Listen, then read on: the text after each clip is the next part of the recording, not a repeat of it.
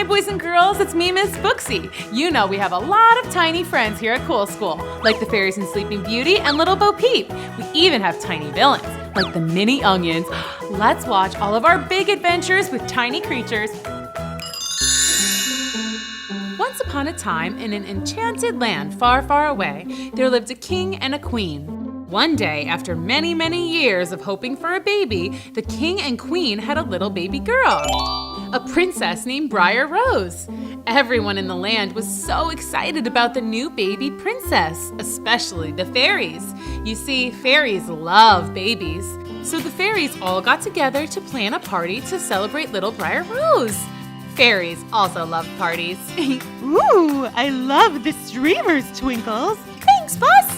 And Sparkle, those cupcakes look scrumptious. Buttercup, how's the music coming? Great, I've almost got the speakers set up. Speakers work. Excellent. Everything was shaping up for a wonderful party. Well, all except for one teeny tiny detail that everyone overlooked. No one had invited Grimsley. Grimsley was not like the other fairies. The other fairies liked to flit and flutter about, singing sweet songs and sprinkling pixie glitter on everything. And Grimsley, well, Grimsley liked to do sort of mischievous things like gluing fairies' wings together. We're stuck! And filling the pixie glitter jars with dirt.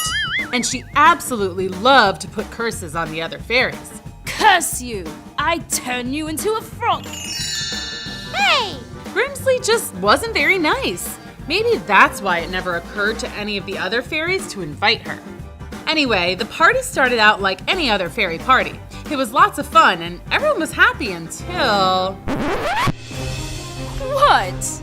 I just came to bring a present for the baby. Oh, how lovely. Thank you. The king and queen opened Grimsley's present, but they were confused. What is this? A spindle? Briar Rose is far too young to play with a spindle. See kids, a spindle is a sharp, pointy thing used to make yarn. So not exactly a good gift for a baby. But then Grimsley said, You didn't read the card. It explains the curse. This is gibberish. It says here that when Briar Rose turns 16, she'll prick her finger on a spindle and fall into a 100-year sleep. The only thing that will wake her is true love. And good luck with that. Hard to find love when you're napping. What did she say? She just put a curse on Briar Rose. A purse? A curse! Oh no, curses are bad. That's right, kids. Curses are bad, especially when they're from an angry fairy. Grimsley flew away, but the damage was done. Everyone was majorly bummed out. The next day, the king and queen banned Grimsley from the kingdom and ordered that all spindles be thrown away. This is a no spindle zone. No spindles. And it remained a no spindle zone for exactly 16 years. And then one day, a nearly grown-up Briar Rose went exploring around the castle. What you doing? I'm spinning. Really? This is how I spin. Whoa. Oh. Makes me dizzy though. I'm spinning yarn. Then I'll make you a pretty dress. Oh, that's so nice of you. Hey, I've never seen you around here before. Are you new? I've been around for years, but no one visits me much. Oh, well, now that I know you're here, I'll come and visit you every day. Hey, could I try? Ooh, I poked myself. It's not too bad though. It only hurts a little bit. Too bad. She was actually kind of sweet. Oh well. Sleep tight. Don't let the bed bugs bite. Briar Rose had fallen into a deep sleep. Oh no, just like the curse said she would. When she didn't show up for dinner, the king and queen began to worry. Everyone went looking for her. Briar Rose! Briar Rose, where are you? When they found her sleeping, the spindle beside her, they all knew that Grimsley was to blame. The king and queen were so upset, but Grand Fairy, the oldest and wisest of all the fairies, had an idea. I can cast a spell that will make everyone in the castle fall asleep and only wake when the princess wakes. Then it will be as if no time has passed at all. The king and queen agreed to it. Grand Fairy summoned all the magic she could, and with a wave of her fairy wand, everyone fell asleep. Yep, still sleeping. And they slept and slept and slept. Nothing could wake them up. Over the years, the trees grew around the castle like a jungle, and eventually people kind of just forgot that it had ever even existed. But inside the castle, Briar Rose looked exactly as she did the day she fell asleep. Luckily, Grimsley hadn't cursed her dreams, and Briar Rose had plenty of sweet dreams. One time, she dreamed she lived in a land of puppies. Just puppies everywhere for as far as the eye could see. Puppies! And then another time, the puppies were replaced by kittens. Kittens! Actually, there were lots of dreams like that.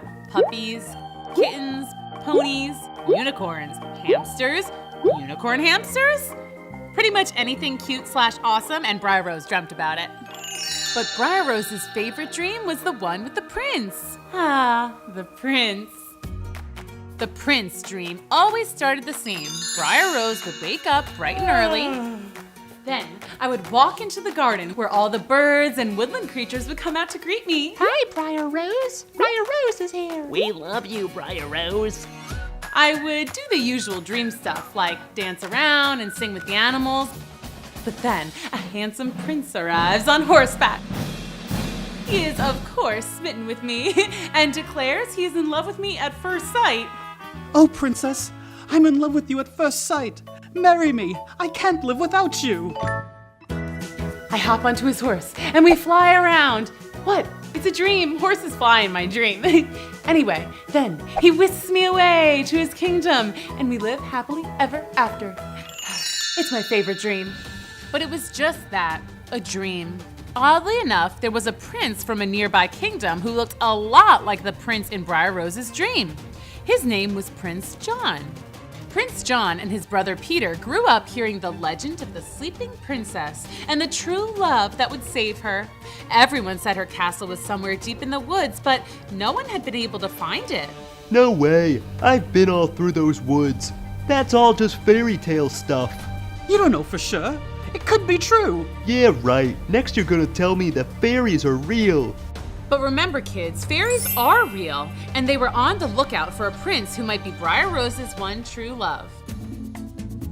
He seems like a nice boy. He doesn't even believe in fairies. No, not that one. The other one. The one who looks all dreamy-eyed whenever anyone mentions the princess.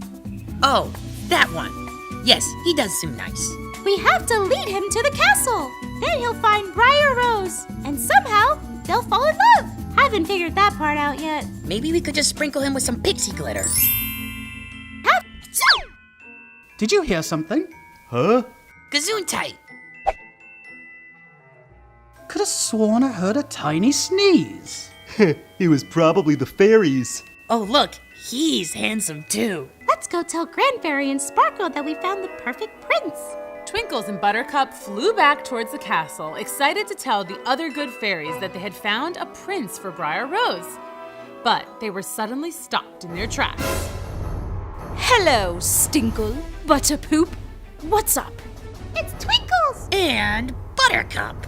What are you doing here, Grimsley? You were banned. Yes, but the king and queen who banned me are fast asleep. What are they gonna do? Snore me to death?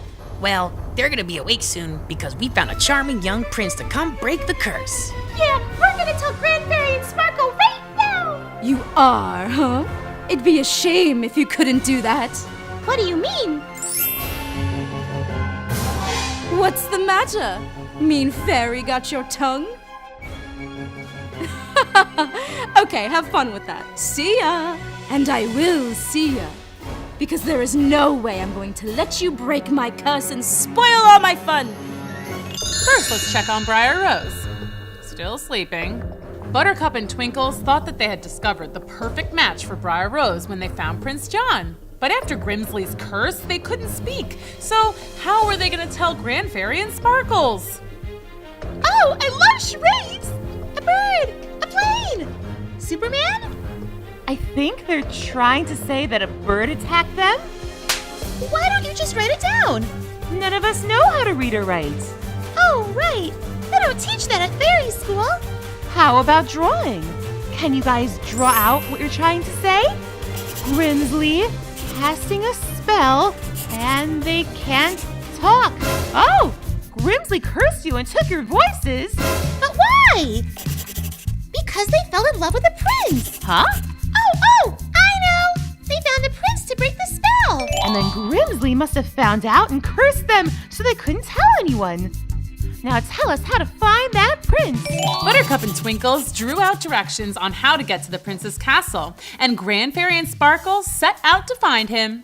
Let's check on Briar Rose again and see how things are going with her. Still snoozing away.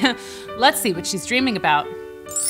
Ah, it's the one about the prince. Really looks like true love, doesn't it? But wait, what's that? It's the bad fairy Grimsley. Oh no, that's not good. We only want Briar Rose to have sweet dreams. Well, let's get back to the story. When Grand Fairy and Sparkle got to the castle, they scoped it out detective style. Got him! Let's go! Remember, try not to scare him. Got it! Hi! Ah! Oh no! He's out cold. Hey, just like Briar Rose! She's sleeping, he's sleeping. Match made in heaven. Hello? Prince! Wake up! Oh, Prince! Here, allow me. Hey, wake up! Ah! Don't be scared. We're fairies, and we've come to tell you about your true love. Huh? But what the good fairies didn't know, boys and girls, is that they were talking to the wrong prince. Prince Peter! The right prince, Prince John, was far away. See, Grimsley had beaten Good Fairy and Sparkle to the castle and captured Prince John. That's right, kids. Grimsley would stop at nothing to foil the Good Fairy's effort to break her spell. Where am I? You're in the Enchanted Kingdom, the land of magic and fairies. And who are you? I'm Grimsley, the greatest fairy of them all. Oh, very impressive. And why am I tied up? Well, I may as well tell you. You are supposed to fall in love with a princess named Briar Rose, aka Sleeping Beauty. I am? Yes, but she's cursed to sleep for 100 years, and I can't have you going to break the curse. Wait, are you talking about the Sleeping Beauty? I knew she was real. But wait, why don't you want me to break the curse? I don't want you to break the curse because I'm the one who cursed her. But why did you curse her? Because I'm a bad fairy and that's what I do. Now zip it before I curse you too. Prince John had so many more questions, but he decided he'd better do as Grimsley said and zip it. He soon fell asleep and had a dream, a very sweet dream about a lovely princess. Prince John had fallen asleep and was dreaming of a princess. It was just a dream, but it felt so real. So real that when he woke up, he was very disappointed to find that he was still tied up at Grimsley's. The good news was the bad fairy was nowhere to be seen. Prince John knew that this was his chance. I have to escape. Huh, that was easy. Yeah, fun fact, fairies are terrible at tying knots. That's why they never wear shoes with any laces. Once he was untied, Prince John hightailed it out of there, but he quickly found out he had no idea where he was or where he should go. Meanwhile, Briar was still in her deep sleep, dreaming a sweet dream about her prince. Ah, her dashing prince. But then something weird happened. Her prince suddenly changed into someone else. Another prince. But this prince was all wrong. He said, No, I don't think this is true love. Sorry. huh? That part wasn't a dream. You see, Grand Fairy and Sparkle had brought Prince Peter to see Briar Rose. They thought he would take one look at Briar Rose and realize he was madly in love with her, but he just saw a sleeping princess with a little bit of drool on her cheek. They asked him, So, Are you in love? and Prince Peter replied, you guessed it. No, I don't think this is true love. Sorry. are you sure? Yeah, no. Why did you think we'd be in love anyway? She's cursed into a deep sleep, and only her true love can wake her up. We thought that might be you. Whoa, this is the legendary Sleeping Beauty. My brother is always going on and on and on about her. It's like he's in love with her or something. Wait, hold up. You have a brother? Yeah, That must be who Twinkles and Buttercup saw. Where is he? I don't know. I saw him leaving with some little lady. Hey, come to think of it, she had wings just like you guys. Grimsley! We have to go rescue that prince. Let's go! Okay, I guess I'll just see myself out. The good fairies set off to find Grimsley's hideout, but they wouldn't find Prince John there. He was wandering the enchanted forest trying to get to Sleeping Beauty's castle. It must be around here somewhere. Prince John was determined to find Briar Rose. He trudged through the mud. He swam through alligator-infested waters. He leapt over pits of snakes. Nothing could stop him. That is, until he got to a very large, very tall brick wall covered in vines. Whoa, that is one big wall. Whatever, I'll just climb up the vines. Ow, ow, oh, ah. You see, the wall was covered in rose vines and prickly thorns, otherwise known as... Briars. That's right, kids. Thorny bushes are also known as briars. Prince John wondered if this might be significant. Hey, briars, roses, Briar Rose. I bet Briar Rose is on the other side of this wall. And she was. Only trouble was, Prince John would have to climb over the very ouchy wall of thorny briars. But he was determined. The fate of true love kept him going strong. Ow, ow, oh, ouch, ooh, ow. About 100 hours later, and Prince John was at the top of the wall. Is this Sleeping Beauty's castle? Wait, what's that noise? That sounds like snoring. This is it. I made it. Woohoo! I'm okay. Time to go break the spell. Looks like we're on our way to a happy ending, kids. But wouldn't you know it, trouble was a-brewin' in another part of the enchanted forest. Grand Fairy and Sparkle had just made it to Grimsley's hideout and found a very angry Grimsley. And kids, when fairies get angry, watch out. You did this! Did what? Released my prisoner! Oh, you mean Briar Rose's one true love? We didn't. But looks like he's on his way to break the spell, doesn't it? Not if I get there first. And Grimsley shot out like a cannon. What do you think she's gonna do? I don't know, but we better stop her. Oh, not again.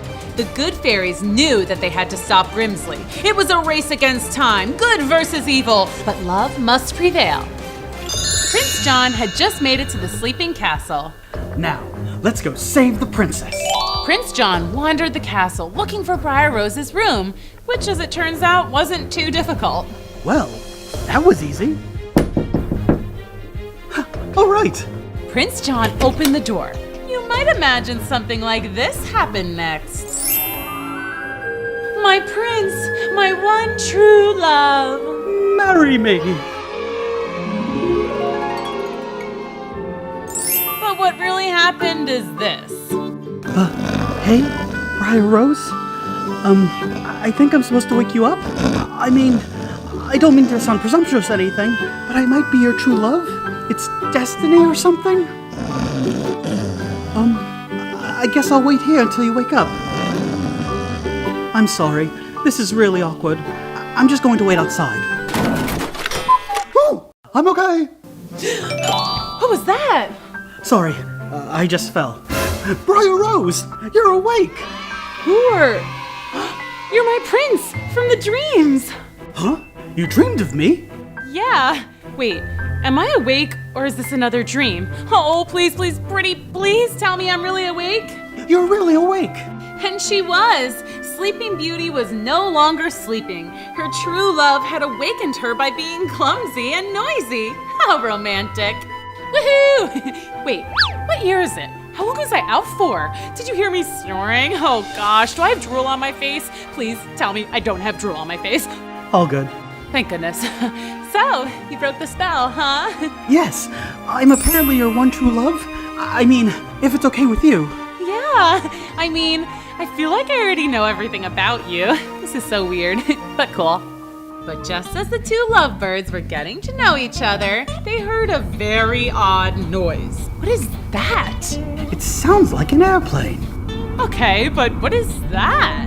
Oh, I guess those were invented after you were cursed. It's a thing you can fly around in. Oh, what? Cool! Wait, how long was I asleep? Like almost a full 100 years. So I'm really like over 100 years old? Is my hair gray? No, it's brown. I think we should be more focused on that noise because it sounds like it's coming right this way. I'm okay. Oh, hello, Briar Rose. You're up. Who are you? It's the bad fairy. We have to run. My legs are asleep. I can't move. I am Grimsley, the greatest fairy of evil, and I curse you. But before she could finish her curse, Briar Rose said, "Pull me out of here!" Hey, where'd they go? Once they got out of the castle, Briar Rose tried to wake up the rest of her body. Better? Yeah, I think so. Okay, good. Because it's time to run. Where are we gonna go? I don't know. But wherever they ran, Grimsley was going to follow. And she was working up her worst curse yet. Briar Rose and Prince John were on the run from the bad fairy Grimsley. Only problem was they didn't know where to go, so they kind of just ran around, freaking out. Meanwhile, since the 100 years of sleeping spell had been broken, the rest of the castle was waking up. We're awake! Hurrah! But the hurrahs stopped when they found that Briar Rose was not in her room. Where's the princess? The princess is missing.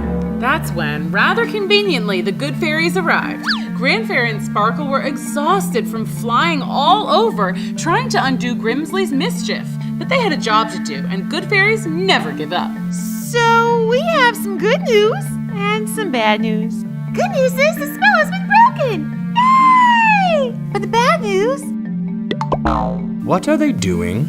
Oh, Grimsley cursed them and took their voices. They're trying to tell you the bad news. Which is that Grimsley is planning another curse. And we're not sure what she's gonna do, but it's probably very, very, very bad. Oh no! She must have taken Briar Rose. Don't worry, we'll find her. Let's go, gang! Back in the forest, Briar Rose and Prince John had found what they thought was a great hiding spot. Let's just hang out here for a bit and maybe Grimsley will just give up and leave. But that proved to be wishful thinking because guess who showed up? Hey guys, what's up? Are we playing hide and seek? Grimsley! Yep, Grimsley had found them. Not good. Let's see. What sort of evil spell should I cast? I could turn you into frogs. That's always fun. Oh, or how about I turn Briar Rose into a frog and Prince John into a fly? And then Briar the frog will eat John the fly. What do you say? No thanks. Oh, I could turn you into donkeys. Half people, half horse. Maybe turn you into statues. Oh, I know. I won't turn you into anything at all. You won't? No, I'll turn myself into... A dragon? What are we gonna do? I don't know. Run? Okay, maybe not. Fortunately, help was on the way. The good fairies were flying at top speed, on the hunt for Grimsley, ready to stop her in her evil tracks. What's our plan again? Find Grimsley and trap her in this bag. Yeah, I think we'll need a bigger bag. I have an idea. Follow me. The good fairies flew right at Grimsley's face. You know, the one that was breathing fire at everyone. Usually not a good idea, but... Pixie glitter, now! Hey, get out of here! I can't see! Ow! I burned myself! Well, maybe you should stop breathing fire. Never! Ow! Give it up, Grimsley. You're a beat. Yeah, Prince John and Briar Rose have true love. They broke the spell. Yeah, love wins. This was like a poison to Grimsley. Bad fairies do not like love. Ugh! Gross! Don't invite me to the wedding! Don't worry, you're not going anywhere. Except fairy jail. Is that a thing? We'll figure it out. The important thing was that the day was saved. Grimsley was defeated and forced to undo all her evil spells. Twinkles and Buttercup got their voices back, and the Enchanted Kingdom was awake and happy. Normally, we'd say that this was a happy ending, but since Briar Rose and John only just met, let's call this one a happy beginning. We really need to get back to the yellow brick road. But maybe just a little nappy-wappy first. Yeah, nighty-night. That's right. Go to sleep, Dorothy. Now, time for Mama to get some new shoes. Okay, let's try this again. Must be having a nightmare, scaredy cat. Okay, back to the shoes. Ha! They're mine. Wait a second. They're stuck. The witch pulled with all her might, but she could not remove the shoes. They must be protected by magic. Well, I also have magic. And my flying monkeys. The Wicked Witch of the West summoned her flying monkeys. Sup, boss? Take this girl to my castle. Aye. Sleep tight, boys. When you wake, your little friend Dorothy will be long gone, and the sapphire slippers will be mine. All mine. Once the flying monkeys had carried Dorothy away from the poppies, the flowers' power wore off and Dorothy woke up. This frightened the monkeys. And they promptly dropped Dorothy to the ground below. Ow!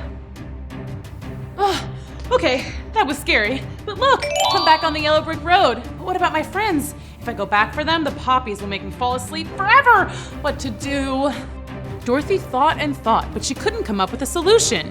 Until... Wait a second. These shoes are supposed to be magical, and the good witch supposedly blessed me with some kind of magic. I must be able to do something. Dorothy tried to get her magic shoes to come up with something magic. She tapped them together. She tried doing a dance routine. She tried saying some magic-sounding words. Ta-da! Abracadabra! Kazam! But nothing seemed to work. It's useless. What is? Who said that? I did, down here. Oh, hi. You seemed upset just now. Anything I can do to help? I don't think so. My friends and I are supposed to go see the Wizard of Oz, but we fell asleep in that field of poppies over there. But then I woke up and these flying monkeys were carrying me away. I screamed and they dropped me. And here I am. Flying monkeys, eh? They work for the Wicked Witch of the West. Oh no. But it's a good thing you got out. The poppies are very dangerous. Your friends will sleep forever if we don't save them. But how do we do that? The other mice and I can go get them. We've lived here forever and the poppies don't bother us. But my friends are way too big for mice to carry. They may be too much for one mouse alone, but the whole crew, piece of cake. The mouse squeaked out a call to the other mice, and soon there were hundreds of mice gathering around Dorothy. You wait here. We'll be back in a sec. And the mice scurried off into the field of poppies. Dorothy waited, and soon she saw her friends, still in a deep sleep, being carried across the flowers. You should have warned us that one of your friends is a scary lion. Oh, he's not that scary at all. Watch. Eek, mouse! See? What's going on? We all fell asleep in the field of poppies, and then the Wicked Witch's flying monkeys took me. But then I fell down here, and these lovely mice helped save you. How kind! And look, we're so close to the Emerald City. Let's go! Bye-bye, mouse friends. Thanks again for helping us. Anytime. Goodbye. And once again, Dorothy and her friends were off to see the wonderful Wizard of Oz. Hi, guys. Well, I just love the holidays. There are so many exciting things, so much to be grateful for, and of course, so many delicious feasts to be had. I'm gonna be making a holiday feast for the 7 dwarves and a few extra friends. First, I'm making some scrumptious appetizers.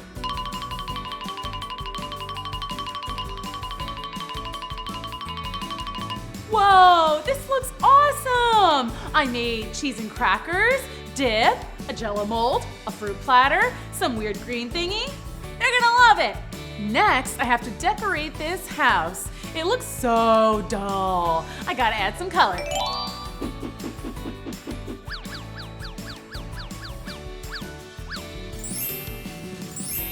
Whoa, this looks so awesome. So festive. This is my festive dance.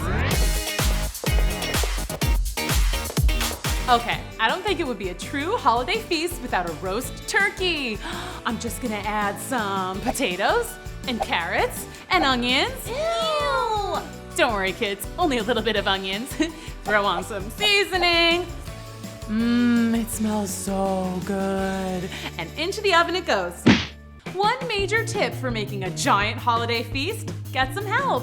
I'm lucky because I live in this house with 7 little dudes, and they're always willing to help me out. Everybody gets a job. Giddy, you wash the dishes. Yay! I'm so excited to do anything to help. Professor, you come up with a game we can play with all the guests. You got it.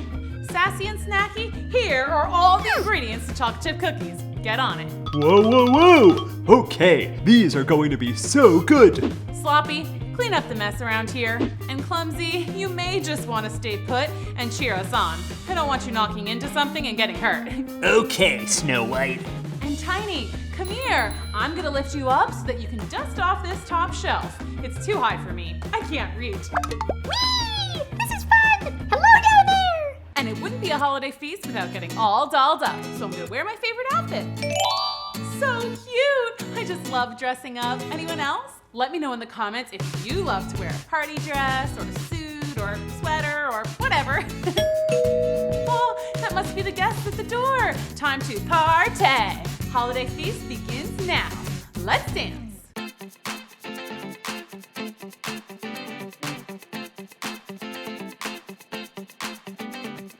Let's limbo.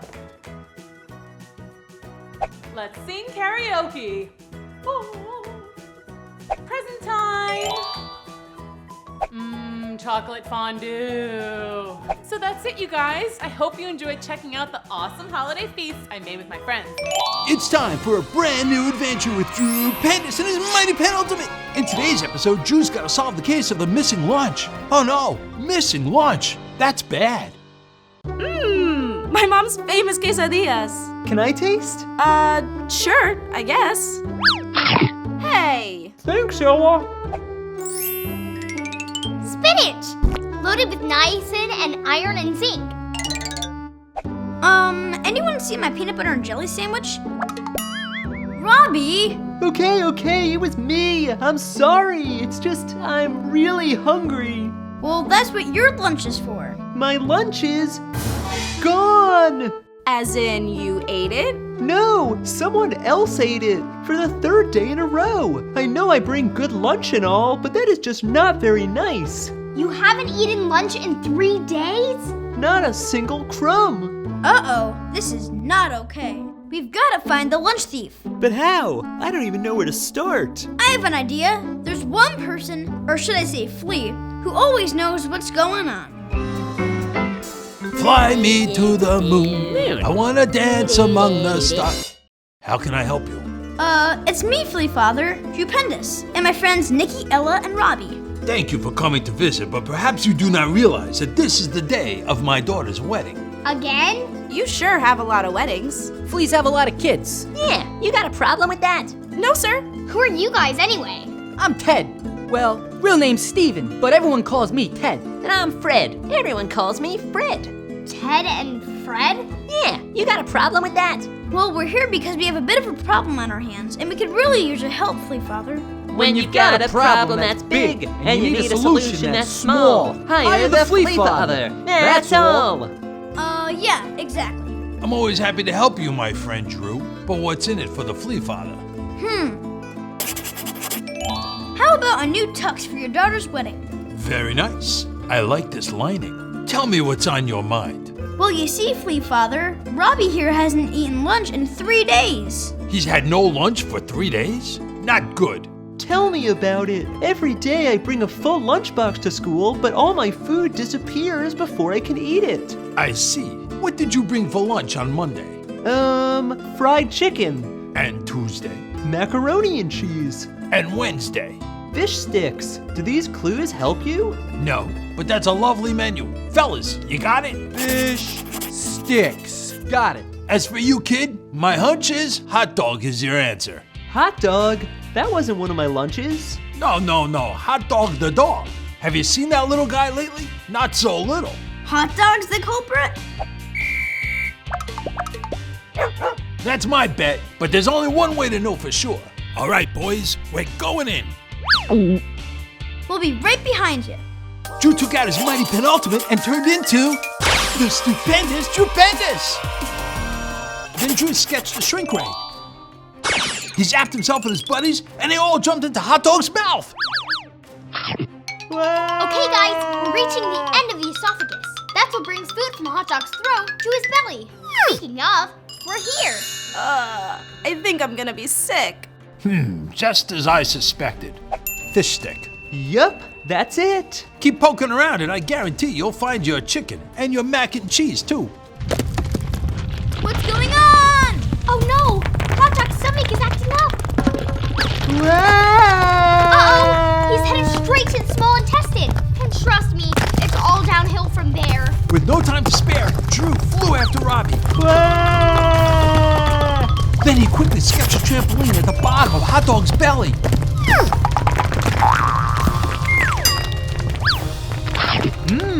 My casserole. Oh, how I missed you. Well, my good fellas, I rest my case. Hot Dog's your man, or your dog. Now, if you'll excuse me, I have a wedding to attend to. But how do we get out of here? No problem. Not my first dog detective case. Now, with a little tickle right here. Remember, kiddos, keep your friends close and your lunches closer. Adios, muchachos.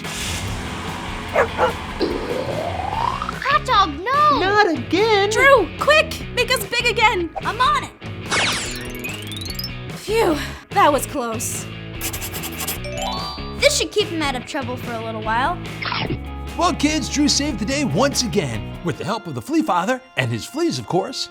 I now pronounce you husband and wife. You may kiss the bride and take care of my little girl, or else.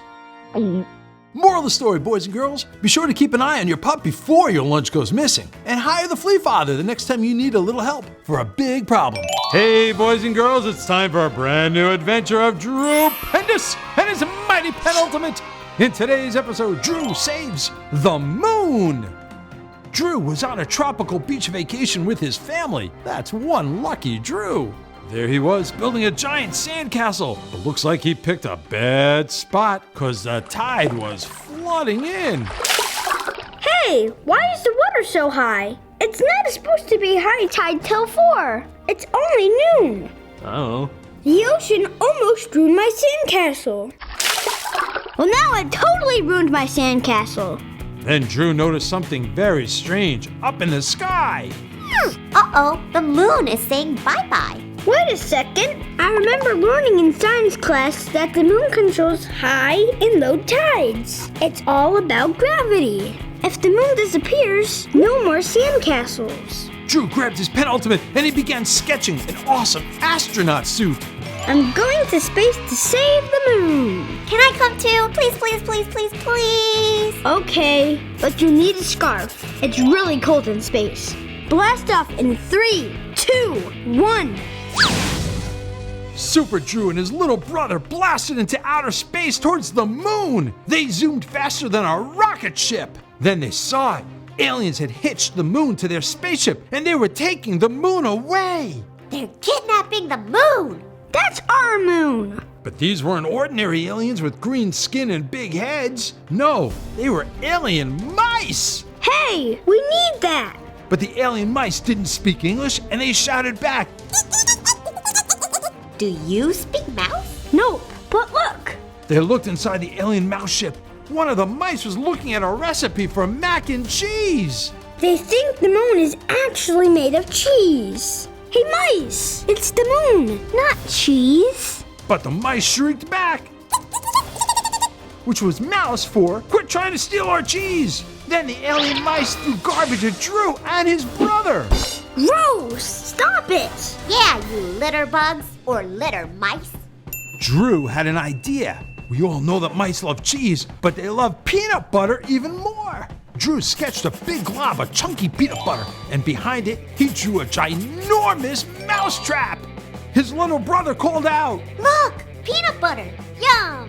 Which, oddly enough, means the same thing in mouse language as it does in English. The mice saw the peanut butter and got super excited. They started singing with joy. It sounded like this. They charged towards that peanut butter and then snap! That mousetrap caught their spaceship. Then Drew sketched a giant pair of scissors to cut the moon free. The moon is not made of cheese. It's an important part of our solar system, and we need it. Your mousetrap will open in 1 hour. Eat the peanut butter and then scram. Yeah, and don't ever come back to our Milky Way. Whoa! You know, the Milky Way, as in a bunch of stars, not a candy bar. Drew and his brother defeated the mouse aliens. They tried to high five, but in space, high fives are... Anyway, they won! With the moon back where it belongs, the tide went back to normal, and they were able to finish building their sandcastle. Moral of the story, boys and girls, don't try to steal the moon, even if you really just want to make a Mackey Whack. Oh, and don't be a litter bug, or a litter mouse. It's time for a brand new adventure with Drew Pendis and his Mighty Penultimate. Hold on, cause today's episode is gonna be a wild ride.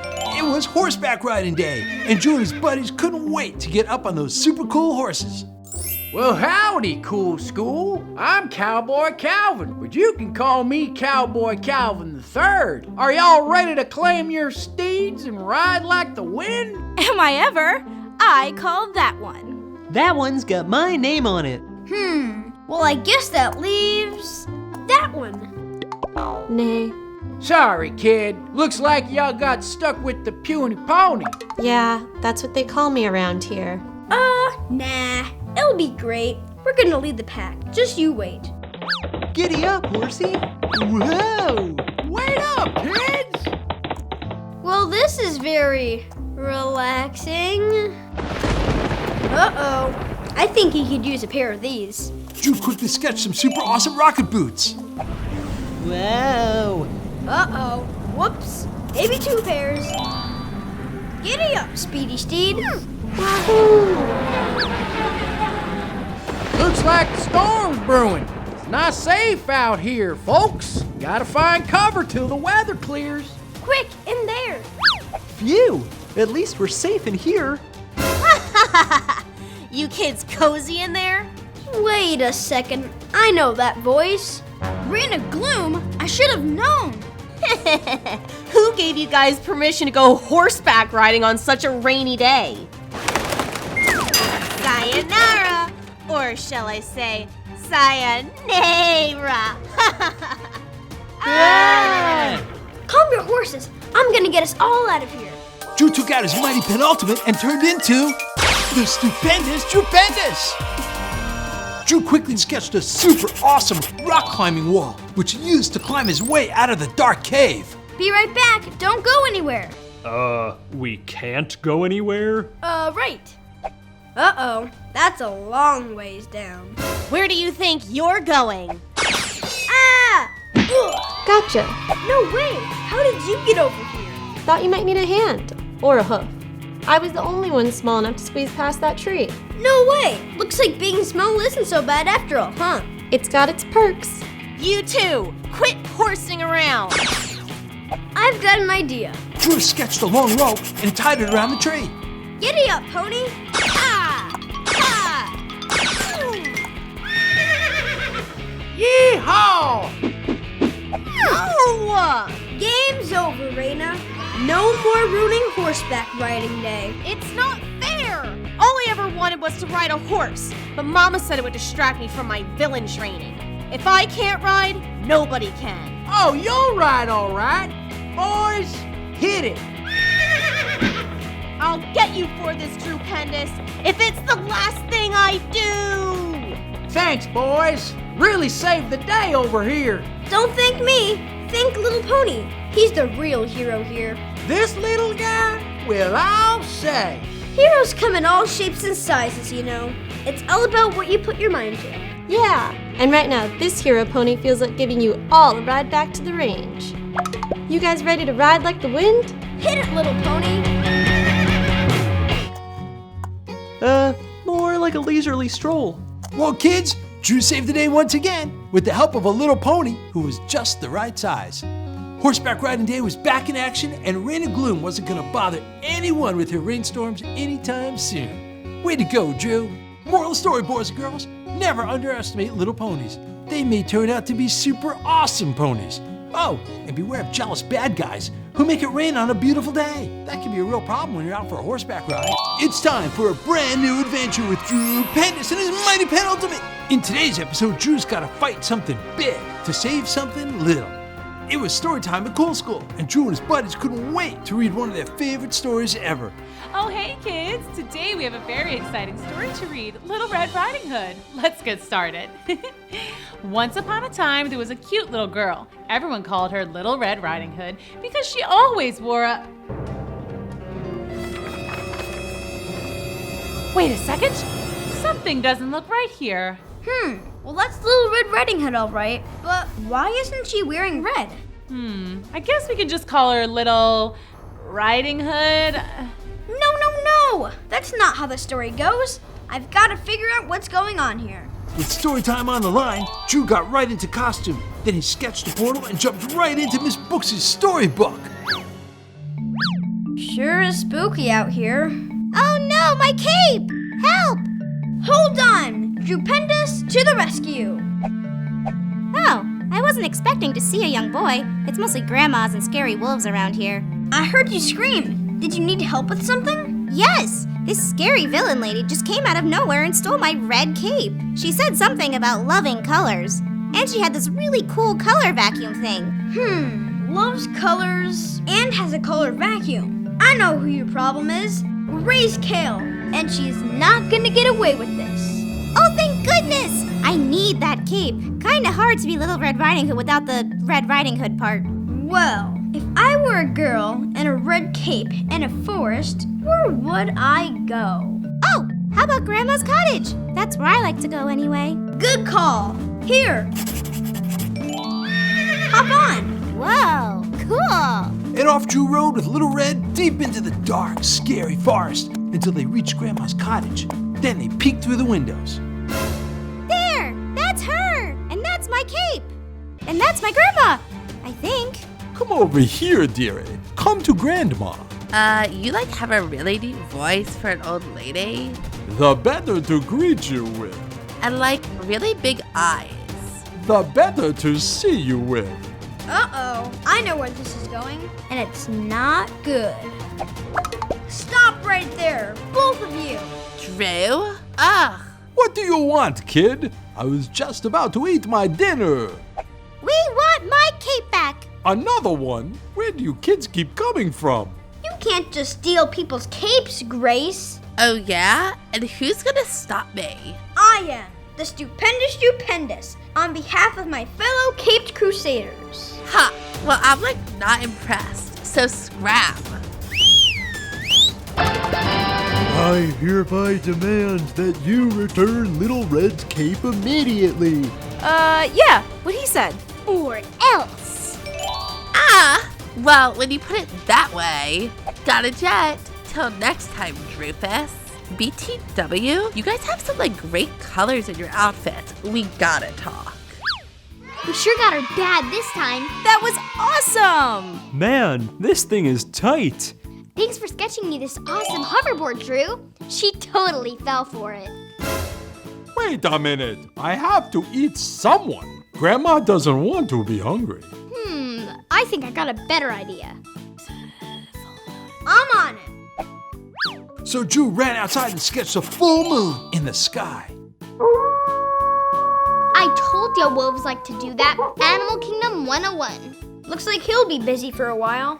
You guys are the best! Couldn't have gotten my cape back without you. Nothing can stop us. Except maybe that guy. We better head out while he's still distracted. Yeah, and Miss Booksy will be waiting to finish story time. Thanks, you guys. Anytime, Red. Now you better go find Grandma. Something tells me she'll be needing your help.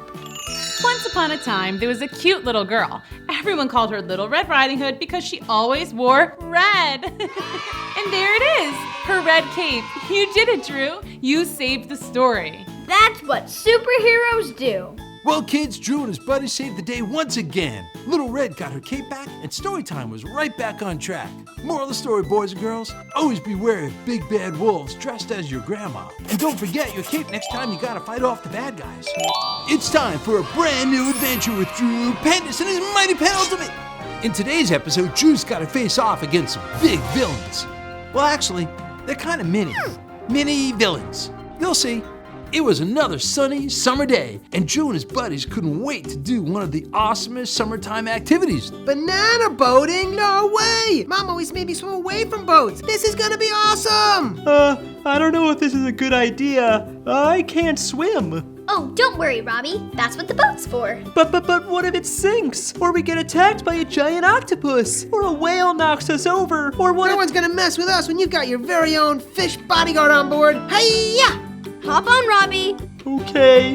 Wahoo! I love banana boats! Why didn't I try this sooner? This is awesome! We're sinking! I knew this was a bad idea! We're totally done for! Oh no! Do you think we hit an iceberg? My great-grandparents said they saw that happen to a boat once. Drew quickly sketched a life raft. But suddenly... do banana boats usually move on their own? Something smells fishy, guys. Well, you are in the ocean, Hero Drew. Hurry! Follow me! Wahoo! Another Drew Finn adventure! Sidekick Finn at your service! Drew and Finn swam super fast to catch up with the banana boat. When suddenly they started to get really sad. That's weird. You okay, Hero Drew? I think so, but I just can't stop crying. We have to save that banana boat. Stop right there, whoever you are. Come out where I can see you. Are you guys mini onions? No wonder. Onions always make you cry. Ah, my eyes! They burn! Whew! Okay, you mini onions. Who are you and what do you want with our banana boat?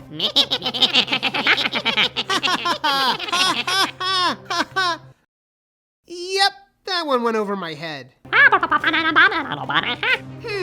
I got an idea. Drew quickly whipped out his mighty pen ultimate and sketched a one-of-a-kind mini onion translator. All the best superheroes have one. Me?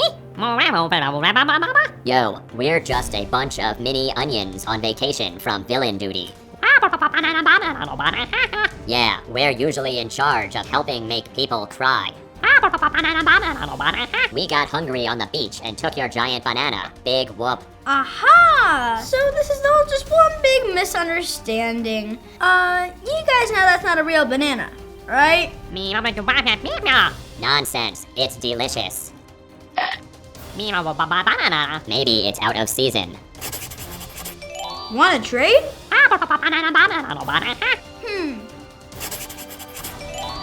Banana!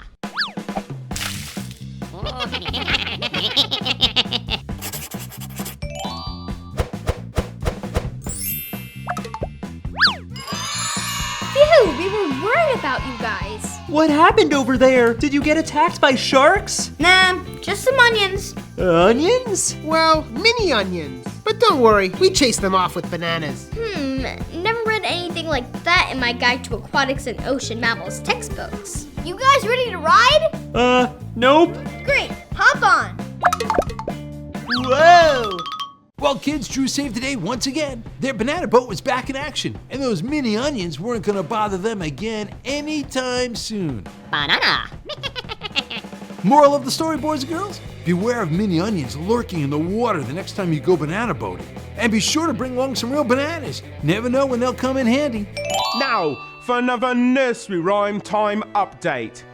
Little Bo Peep, she's lost her sheep, and she doesn't know where they are. Maybe they're on a hill, eating some grass. Maybe they're down in a valley, rolling down a hill. Maybe they're up on the top of a bridge. Maybe they're climbing a mountain. Maybe they went to the North Pole looking for Santa Claus. Maybe they're at the bottom of the ocean with Ron and Octavio. Maybe they're in science class with Professor Science. Maybe they're in the library listening to stories with Miss Booksy. We just don't know the facts. But here's an idea. Leave them alone. Just leave them. Maybe they went on an adventure. Who knows? Let them go. Let them have a good time. They're adults. They know what they're doing. And they'll probably come back wagging their tails. Sum all of that craziness up into a rhyme. Little Bo Peep has lost her sheep and doesn't know where to find them. But leave them alone and they'll come home, wagging their tails behind them, because sheep like to go on vacation. They're adults, they can do what they want. Hey, kids, come here. It's time for a nursery rhyme. This one is about a kid, very small, named Jack Horner, and he likes pies. What kid doesn't like pies? I didn't, except for ice cream pie, but this one's about mincemeat pie. And so this boy, he's sitting over in the corner of a restaurant, orders a pie, waiter brings it, says, "Here you go, here's your pie." Thanks for the pie. So he's eating his pie, right? And he gets this idea. I'm gonna take my thumb, I'm gonna stick it right in the middle of the pie. And when he pulls it out, it's got a big old plum on it. And he says, "Boy, I'm a good boy." And he eats the plum. I don't get it, but here it is in a rhyme. Little Jack Horner sat in the corner, eating a mincemeat pie, which are delicious. He stuck in his thumb and pulled out a plum and said, "What a good boy am I." And he finished his pie. Hello kids, I'm your narrator and I'm here with a nursery rhyme time emergency. We're looking for the little boy who looks after the sheep. Has anyone seen him? Have you? I haven't. Supposed to show up today, supposed to watch the sheep and the cow. They're all over the place. You, boy, in the blue, come here. We need your horn. Yes, bring your trumpet. It's a French horn. Oh, French horn. That's great. That's perfect for calling sheep and cows. Come here. We need you to blow your horn because the sheep who are supposed to be in their pen are out in the meadow and the cow has gotten right into the corn. They're gonna eat everything. There's a reason we keep them pinned up. It's because they can't control their eating habits. And while you're doing that, blowing the trumpet, oh, French horn, sorry. While you're doing that, we're gonna look for the little boy who's supposed to look after the sheep. Wait a second. Is that haystack moving? Ah, I knew it. He's under the haystack and he's sleeping. How irresponsible. All right, well, in order to get it all packaged up nice, let's rhyme about it. Little boy blue, come blow your horn. The sheep's in the meadow and the cow's in the corn. Where's the boy who looks after the sheep? He's under the haystack, fast asleep. And he's in for a rude awakening, 'cause he had a responsibility. Silly boy, always sleeping.